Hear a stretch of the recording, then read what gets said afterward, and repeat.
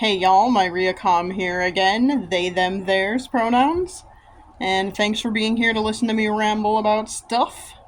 So I promised that if I was up to it today, I would do a little bit of queer stuff, and I am gonna try. Two things to talk about. One is, there is an lgbtqia to Spirit Plus summit that occurs on the campus where I work in, I believe it's October, something like that. And I saw today that they're still looking for panelists and speakers and things like that.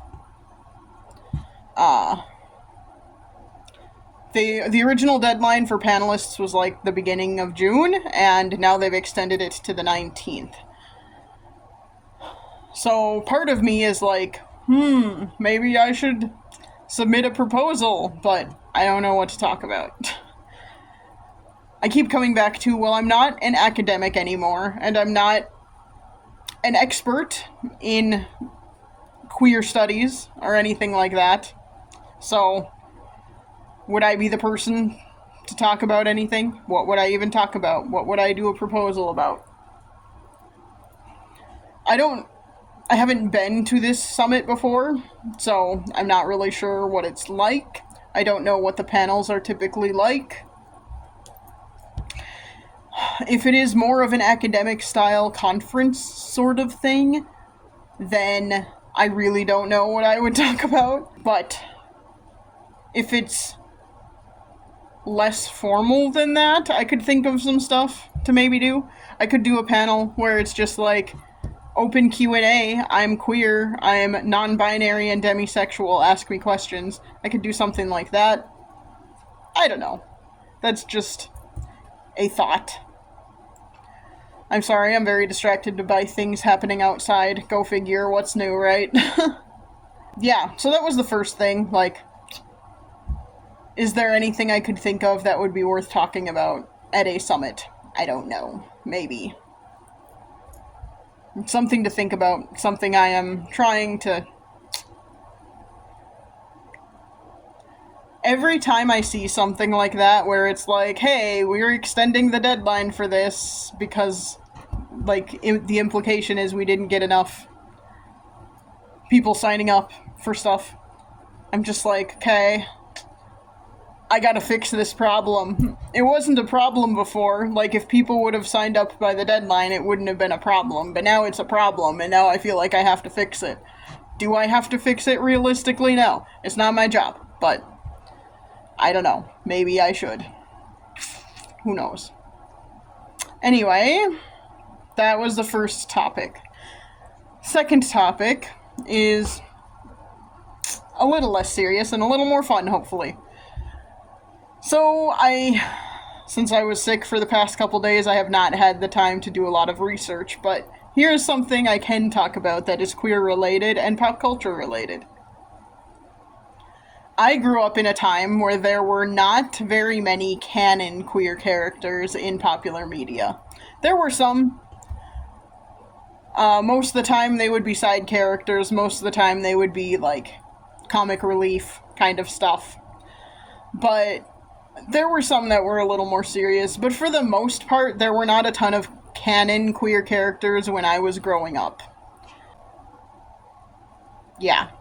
And the vast majority of the ones I can think of that, like, popped up before I became an adult would be, like, as a part of a tragedy. So, you'd get, like, a movie about a queer character who, you know, is trying to be themselves and then gets murdered, basically. Like, great, this is exactly what we want. Hurrah! Like, that was the vast majority of what was out there when I was growing up. So, a lot of people, a lot of queer folks, a lot of straight folks, a lot of people in general would partake in queer readings of things. Queer readings is like when you read against the grain, you know that canonically these characters are not queer, but you read queerness into them, or you choose to read them as queer, with evidence that is in the canon, or with no evidence in canon. Who cares? Some people would call this headcanon. So you headcanon that a character is queer or something like that. And again, it's usually when the character is canonically not queer, or it hasn't been stated in canon whether they are queer or not. Yeah, so that's a fun kind of thing. People still do this all the time today, so this isn't like something that has gone away. It's just, this is what you kind of had to do when you were growing up in the 90s and early aughts, because there was not a lot of queer representation canonically in popular culture, popular media in general. So, I just kind of wanted to talk about some of my earliest queer headcanons, because I thought that would be kind of fun. One of the first ones I can think of, I was a fan of DC Comics. Growing up, I'm still a fan of DC Comics. I really like the most recent Superman movie. That was very good.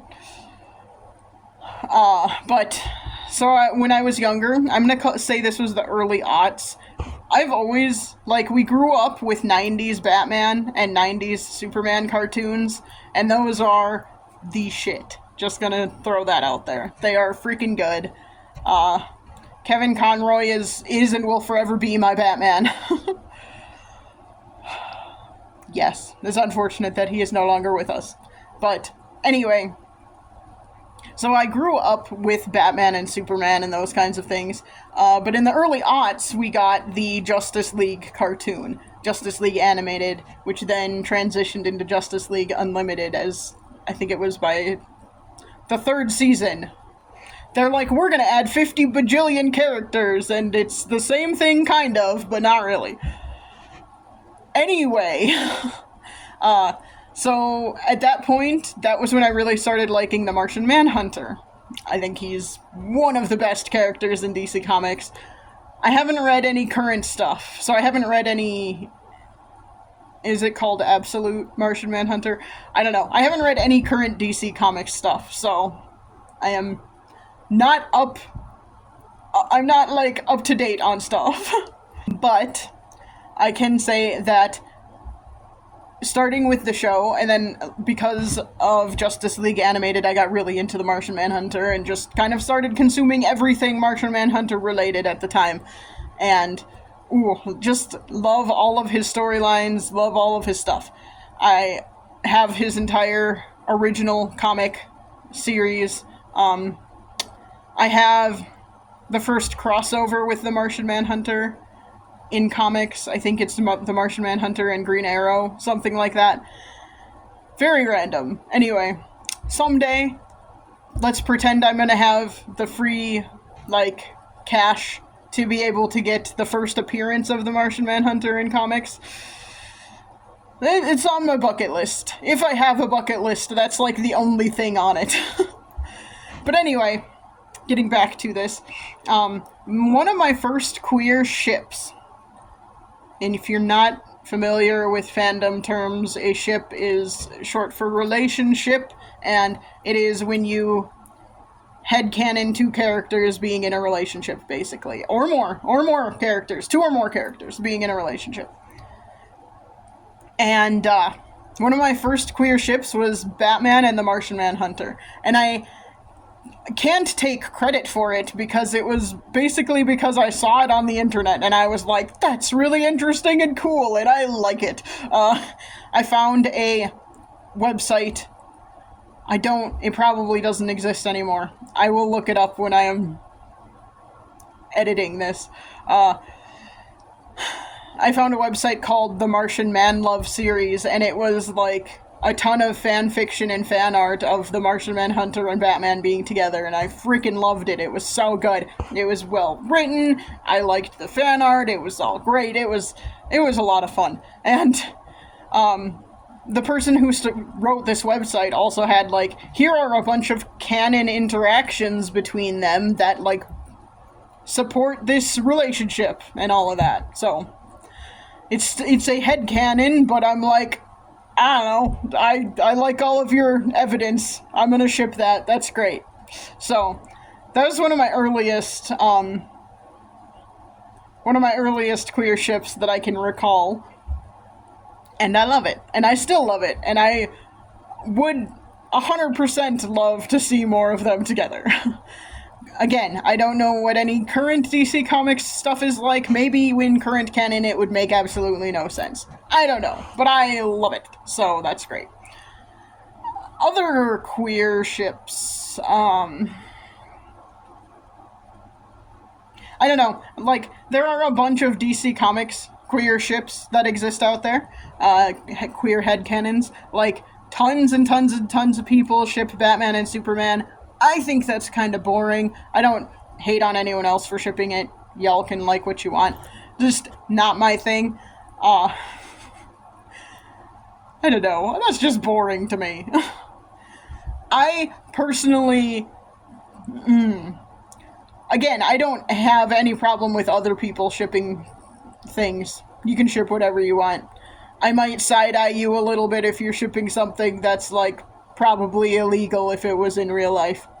But yeah, I don't hate on people for shipping things. I may not agree with a person's ship, and I may not agree with, like, your headcanon, but that doesn't mean I have a problem with someone else headcanoning that. Or shipping something. Like, y'all do what you want to do, I don't care. I just might not agree with you. And if you try and tell me that it's true, or tell me that it's canon, then I might have a problem with it. But I'm not going to have a problem with you headcanoning something. Like, do what you want to do. I personally don't like to ship things where, like, the thing itself, the relationship, the actual canon relationship as, like, a friendship is perfectly fine as a friendship, and... Well, how am I trying to say this? I personally don't like shipping best friends, like Batman and Superman. Canonically, you can say that they are best friends, and I have an issue, like, shipping that sort of thing. Just personally, and it's not like, I don't have any problem with anyone else doing it, but personally I don't ship those kinds of things because I think we should also preserve the idea of, like, platonic relationships, especially close platonic relationships between men, because I feel like our society tends to have an issue with that. Like, men shouldn't have close friendships with other men because then they could be gay. Like, personally speaking, I think it is problematic to automatically go to, oh, well, Batman and Superman have a close relationship, they must be together and they must be gay. Like, they can be friends, and they can be close friends, and that's also okay. So, and I could say this about a lot of things. Like, I don't have a problem with people shipping it, but I don't personally ship it for that reason. But you could say this about, like, Frodo and Sam in The Lord of the Rings. I know a lot of people ship them, too. And I don't have a problem with people shipping them, but I do kind of have a problem with, like, automatically jumping to that instead of saying, wow, they have a really important and close platonic relationship. And they care about each other as friends. Again, I don't have a problem with people shipping it. What I have a problem with is, like, acting like close platonic relationships between members of the same gender cannot exist. I have a problem with that. I have a problem with that being the assumption that if you are close with someone of any gender, you automatically are in love with them. Because that also is a problem in, like, straight relationships as well. Or assuming that a man and a woman who are close automatically must be in love. I think that is also a problem. Anyway, I will get down off of that soapbox. Oh, I have no problem with people shipping these things. I just hope we can also acknowledge that close platonic relationships are also a thing. Anyway. What are some other queer ships that I headcanon? I don't want to go into anime. I could. I don't really want to. The problem with anime, I could do a whole video on this, and maybe I should at some point, but the problem with anime is that a lot of anime,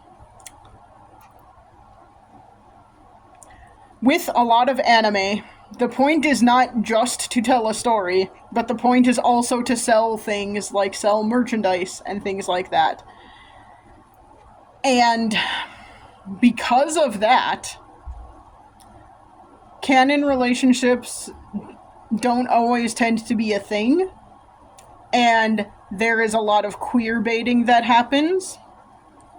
There are also a lot of things that go into that in terms of Japanese culture and all that, but it's a whole thing. This is part of what I did my master's program on, so I actually do sort of know some of that kind of stuff, but the problem with that is you get into things like queer baiting, and you get into, and if you're not familiar with what queer baiting is, that's when the producers of a piece of media, like, sort of tease a queer relationship between characters, but it is not canon, and oftentimes it never will be canon. This happens in Western media as well. Supernatural is one example. I did not watch Supernatural, but I am aware of the queer baiting that happened in Supernatural. There was a thing that happened where they leaned into it, and then it was like, yep, this is not a thing that's happening. So, yeah. Anyway, the whole idea of queer baiting is basically leading fans on, making them feel like this could be a thing, but the intention is for it to never actually be a thing. It's never actually going to be canon. So, and that happens a lot in anime because they know it will help sell merchandise. So, and it happens not just with queer relationships either, it happens with straight relationships a lot as well, especially, I'll do a whole other video on that if y'all are interested. Let me know in the comments. Otherwise, I will assume you're not interested. But, yeah. So, I don't really want to talk about anime because of that. I don't know. I just think I've gotten so off the rails. So, let's just stop. I'll just stop there and have this be a rambling nonsensically about queer headcanons in popular media. I have not watched a lot of, like, current popular media that includes actual canon queer characters, other than, like, y'all know I have watched The Boys, and there are canon queer characters in that, and that's great. Are they the most what is the word I'm looking for? Like, the best role models? No, but I think they're realistic, and I think that's fair. Yeah, I don't know. I haven't watched a lot of other, like, I guess there's Has Been Hotel I have also watched, and I'm pretty sure there are characters in that are canonically queer. I have not looked into it, so I should do some research about that before I talk about it.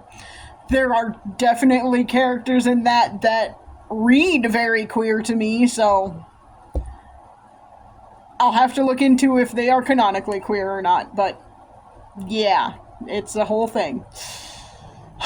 But anyway, let me know down in the comments if you would like me to talk about anime and queerness in anime and queer baiting in anime, or just queer baiting in general. I could talk about that. That could be a fun Pride Month topic. Also, let me know down in the comments, the very first topic I had today, if you think it would be worth submitting a proposal for the LGBTQIA Two-Spirit Plus some summit that exists here that is happening in October.